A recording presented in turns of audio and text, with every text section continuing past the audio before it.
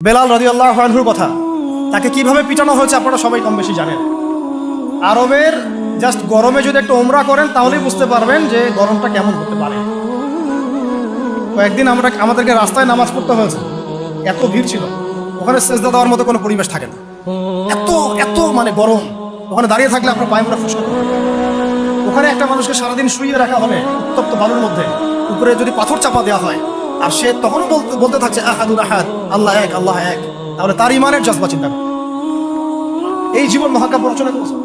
এই জন্য বেলাল রাদিয়াল্লাহু আনহু সেই ব্যক্তি যিনি মক্কা বিজয়ের পরে কাবা ঘরের ছাদে উঠে আযান দিয়েছেন। চিন্তা করা যায়, তিনি সেই ব্যক্তি যার কথা নবী সাল্লাল্লাহু আলাইহি ওয়াসাল্লাম যখন আলোচনা করতেন তখন বলতেন যে বেলাল, যখনই আল্লাহ আমাকে জান্নাত দেখান তখন তোমার পায়ের আওয়াজ আমি আগে আগে শুনতে পাই। তুমি কি এমন আমল করো? তিনি বলছেন, আমি তো এক্সট্রা এমন কোনো আমল করি না, তবে যখনই আমার ওযু ছুটে যায় তখন আমি আবার ওযু করি এবং সেই ওযু দিয়ে আমি 2 রাকাত নামাজ পড়ি, তাহিয়াতুল ওযু। এটা আমরা আমল করার চেষ্টা করবো। আল্লাহ পাক আমাকে তৌফিক দান করেন, আপনাদেরকে তৌফিক দান করেন। উহুদ যুদ্ধ চলছে, শুরু হবে যুদ্ধ, সবাই শুনছে। ঠিক সেই সময় একজন সাহাবী হানজালা রাদিয়াল্লাহু আনহু সদ্য বিয়ে করেছেন, বাসর করেছেন গত রাতে, ফরজ গোসল করার সময় পান নাই, যুদ্ধের ডাক এসেছে, চলে গেছে এবং যুদ্ধ করতে করতে তিনি শহীদ হয়েছে। যুদ্ধের পরে তার লাশটাকে দেখা গেল যে সেই লাশটা মাটি থেকে শূন্যে ভেসে আছে এবং লাশ থেকে পানি ঝরে পড়তেছে। নবীজি বললেন যে সাল্লাল্লাহু আলাইহি ওয়াসাল্লাম, যে ফেরেশতারা তাকে গোসল দিচ্ছে। এটাও মহাকাব্য, এগুলো মহাকাব্য, রচনা করে যাওয়া মহাকাব্য। তো হানজালা রাদিয়াল্লাহু আনহুর এই ঘটনাটা আপনারা পড়বেন। এরপরে অনেক আছে, আমি বলতে থাকলে অনেক সময় চলে যাবে। হামজা রাদিয়াল্লাহু আনহু নাম শুনেছেন? হামজা রাদিয়াল্লাহু আনহু উহুদের দিনে এমনভাবে যুদ্ধ করছিলেন যে তাকে যে হত্যা করেছে সেও বলেছে যে সে এমনভাবে যুদ্ধ করছিল যে মনে হচ্ছিল সে একজন উড়ন্ত বাজ পাখি। সামন থেকে আমি তাকে আঘাত করার কোনো সুযোগ পাই নাই, পিছন থেকে পাথরের পিছন থেকে তাকে আমি দূর থেকে একটা বর্ষা নিক্ষেপ করেছিলাম, এই বর্ষা গিয়ে তার নাভির নিচে গিয়ে লাগে, পিছন দিয়ে বের হয়ে যায়। কিন্তু এই অবস্থাতেও তিনি তরোয়াল নিয়ে আমার দিকে তেড়ে আসতেছিলেন আমাকে মারার জন্য, কিন্তু তিনি পেরে ওঠেন নাই, পড়ে গেছে। তারপরে তার লাশকে চিরে ফেলা হয় এবং কলিজাটা বের করে দাঁত দিয়ে কামড়ে খাওয়ার চেষ্টা করা হয়েছে। হামজা রাদিয়াল্লাহু আনহু ছিলেন বদর যুদ্ধের সবচেয়ে শ্রেষ্ঠ সাহাবী, বীর সাহাবী, যার হাতে অনেক কাফের মারা গেছে। এই জন্য উতবা, শাইবা এদের পরিবারের পক্ষ থেকে একটা আক্রোশ ছিল যে যুদ্ধে জিতে আর না জিতে হামজাকে মারতে হবে। এই জন্য ওয়াহশী নামক একজন ব্যক্তিকে তারা হায়ার করেছিল। পরবর্তীতে সেই ওয়াহশী তিনিও ইসলাম কবুল করেছেন আলহামদুলিল্লাহ। তাকে অনেকে হামজার কাফেল বলত। পরে মুসাইলামা কাযযাবের হত্যা আল্লাহ পাক এই ওয়াহশীর হাতে করেছেন। সুবহানাল্লাহ, আল্লাহ পাক তাকদীর ঘুরিয়ে দিয়েছিলেন। হামজা রাদিয়াল্লাহু আনহু এই আত্মত্যাগটা কিন্তু ইতিহাস হয়ে আছে, মহাকাব্য হয়ে আছে না? এমন এত মহব্বত নবী সাল্লাল্লাহু আলাইহি ওয়াসাল্লাম তাকে করতেন, এত মহব্বত করতেন যে ওয়াহশী যখন ইসলাম কবুল করতে আসছেন জিজ্ঞাসা করছেন যে তুমি কিভাবে, কাইফা কাতালতাল হামজা, হামজাকে কিভাবে হত্যা করেছিলেন? তিনি ব্যাখ্যা করলেন এইভাবে হত্যা করেছে। তখন নবীজি বললেন যে যদি তুমি আমার থেকে তোমার চেহারাটাকে দূরে রাখতে পারো তাহলে সেটাই করো। মানে তার হাতে ইসলামের বায়াত নিয়েছেন, ইসলাম কবুল করলেন, তারপরে নবীজি বললেন যদি তুমি তোমার চেহারাটাকে আমার থেকে দূরে রাখতে পারো, দূরে রাখো। আর আমরা তো বিগত 20-30 বছরের মানে অগণিত জুলুমকে জাতীয় ক্ষমা ঘোষণা করতে চাচ্ছি।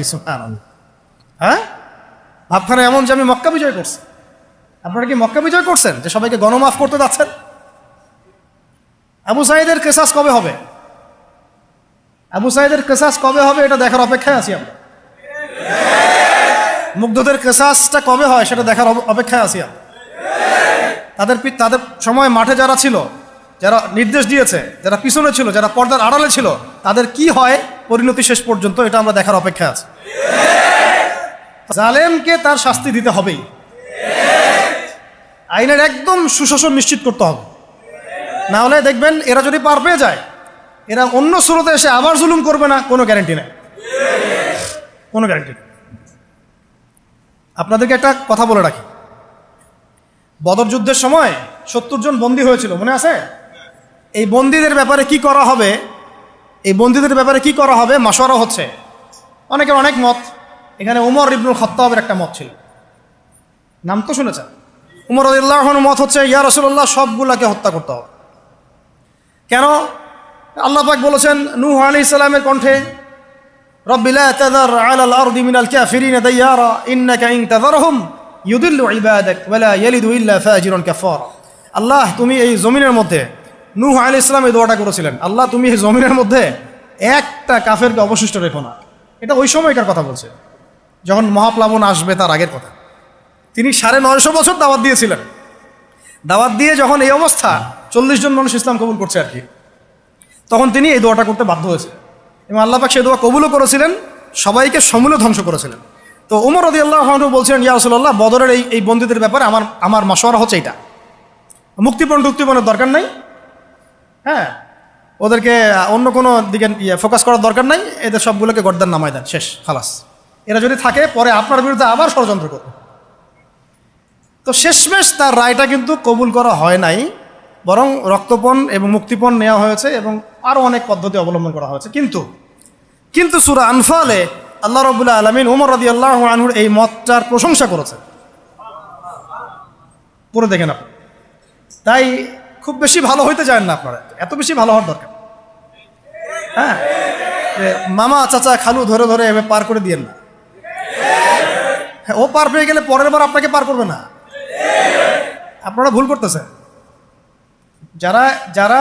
যাদের হাতে এরকম 100-200 ক্রস ফায়ারের রক্ত লেগে আছে, এদেরকে যদি আপনি মাফ করে দেন, তাহলে আপনার চেয়ে বড় আহাম্মক বোকা আর পৃথিবীতে কেউ নাই। কি বলেন এগুলো? ইসলামের বিধান হচ্ছে একজন মানুষকে যদি কেউ হত্যা করে অন্যায়ভাবে, তাকেও শাস্তির আওতায় এনে মৃত্যুদণ্ড কার্যকর করতে হবে। আর যাদের হাতে এরকম 10টা 20টা 30টা করে ক্রস ফায়ারের রক্ত লেগে আছে, আপনি ওদেরকে মাফ করে দিবেন? এত বেশি ভালো হইতে ইসলাম শিখায়নি তো আমাদেরকে। এগুলো তো ভালো না, এগুলো বোকামি। এগুলো কি? এগুলো তো ভালো না, এগুলো হচ্ছে কি বোকামি। ইসলাম শিখায় আমাদেরকে ডিপ্লোম্যাটিক হতে, ম্যাচিউরড হতে। সুবহানাল্লাহ, আমি এগুলো দেখে খুব আসলে হতাশ, তাই একটু আক্রোশের কথা বলে ফেললাম, কিছু মনে করবেন না। মানে আমি বুঝি না, আমরা এই সাইকোলজির সাথে যাই না। একজন ব্যক্তি যদি 10টা মানুষকে এভাবে নির্মমভাবে খুন করতে পারে, জবাই করে দিতে পারে, আপনারা তো জানেন না বিষয়গুলো। মানে একটা রুমে গিয়ে একদম বেদর পিঠে একজনকে হাত পা ভেঙে দিয়ে পরে পাশের রুমে এসে ভিডিও গেমস খেলতেছে, পাবজি ভিডিও গেমস খেলতেছে। এই মানুষগুলোকে আপনি যদি মাফ করে দেন, তাহলে তো আসলেই বলবো যে আপনার চেয়ে বড় আহাম্মক আর গর্ধপ আর কি বলবো, কি শব্দ ইউজ করবো, আপনার চেয়ে মানে জাতীয় প্রতারক আর কেউ নাই। আপনাদের মানে যদি এরকম কেউ করেন, তাহলে জাতির রিপ্রেজেন্টেটিভ হওয়ার যোগ্যতাই নেই আপনাদের। আমার কথা মাইন্ড করেন না, আমি খোলামেলা কথা বলে দিলাম। কারণ এখন সব কথা কিছু কথা খোলামেলা আপনাদেরকে বলতে হবে, নাহলে অনেক কথা ইনসাফ হবে না। ইনসাফ করতে হবে, আল্লাহ পাক আমাদেরকে বলার তৌফিক দান করেন। আর 2-4টা বলে শেষ করছি। আপনাদেরকে একজন সাহাবীর নাম বলি, তালহা রাদিয়াল্লাহু আনহু। কি নাম?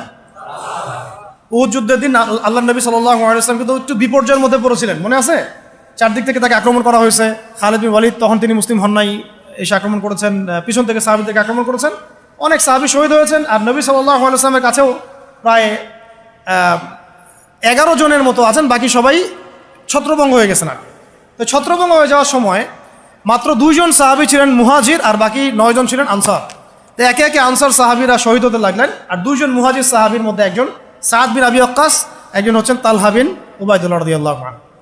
সাদ রাদিয়াল্লাহু আনহু তীর ছুটছেন। আল্লাহ নবী সাল্লাল্লাহু আলাইহি ওয়াসাল্লাম তাকে লক্ষ্য করে বলছেন, হে সাদ, আমার পিতামাতা তোমার প্রতি কুরবান হয়ে যাক, তুমি তীর ছুঁড়ো। সুবহানাল্লাহ। সাহাবীরা সবাই বলতেন, ইয়া রাসূলুল্লাহ, আপনার জন্য আমার পিতামাতা কুরবান হোক। আর আল্লাহ নবীজি নিজে বলেছেন, হে সাদ, তোমার জন্য আমার পিতামাতা কুরবান হোক। এই একমাত্র সাহাবী যিনি ইসলামের ইতিহাসে প্রথম তীর নিক্ষেপ করেছিলেন, সাদ বিন আবি ওয়াক্কাস রাদিয়াল্লাহু আনহু। আর তালহা রাদিয়াল্লাহু আনহু তরোয়াল চালাচ্ছিলেন। বলা হচ্ছে, ইতিহাসের পাতায় এসেছে, সিরাতের পাতায় এসেছে যে তার গায়ে, মানে তালহা রাদিয়াল্লাহু আনহুর গায়ে তখন প্রায় 40 থেকে 50টা আঘাতের চিহ্ন লেগেছে, বর্ষার তীরের তরোয়াল। এই অবস্থায় তিনি নবী সাল্লাল্লাহু আলাইহি ওয়াসাল্লামকে কাঁধে উঠিয়ে উহুদ পাহাড়ের একটা পার্শ্বদেশ দিয়ে উপরে উঠিয়ে সেফ একটা জায়গায় নিয়ে রেখে দিয়েছে। নবীজি বলেছেন, তোমরা যদি কোনো জীবন্ত শহীদকে দেখতে চাও, তাহলে তালহাকে দেখো। এগুলো হচ্ছে সত্যিকারের মহাকাব্য। এগুলো কি সত্যিকারের চিরস্থায়ী মহাকাব্য। আপনারা যদি এই একজন সাহাবী সাদ বিন মুয়াজ, তার নাম শোনেন, দেখবেন খন্দকের যুদ্ধে তিনি মহাকাব্য রচনা করেছেন। খন্দকের যুদ্ধে একটা ক্রুশিয়াল অবস্থা ছিল, সেই সময় তিনি সামনে আগ বাড়িয়ে যুদ্ধ করতে গিয়ে তার হাতের মধ্যে তীর লাগে, এই তীরটা ছিঁড়তে গিয়ে তার হাতের ভ্যানটা ছিঁড়ে যায়, রক্তটা ছিঁড়ে যায় বের করতে গিয়ে। তো এই অবস্থায় আস্তে আস্তে তার শাহাদাত হয়েছে। কিন্তু শাহাদাতের আগে তিনি আল্লাহর কাছে দোয়া করেছিলেন, আল্লাহ যদি কুরাইশদের সাথে আরও কোনো যুদ্ধ বাকি থাকে আমাকে তাহলে জীবিত রেখো। এবং তার শাহাদাতের সময় তিনি বলছেন, এরপর থেকে ইসলামের উপর তারা আর আক্রমণ করতে পারবে না, কারণ আমি এমন দোয়া করেছিলাম যে আল্লাহ যদি কুরাইশদের সাথে আরও কোনো যুদ্ধ বাকি থেকে থাকে আমাকে জীবিত রেখো। তার আগ মুহূর্তে তিনি বনু কুরাইজার যে গাদ্দারি বেঈমানি, ওই বেঈমানির শাস্তি দিয়ে তিনি দুনিয়া থেকে বিদায় নিয়েছেন।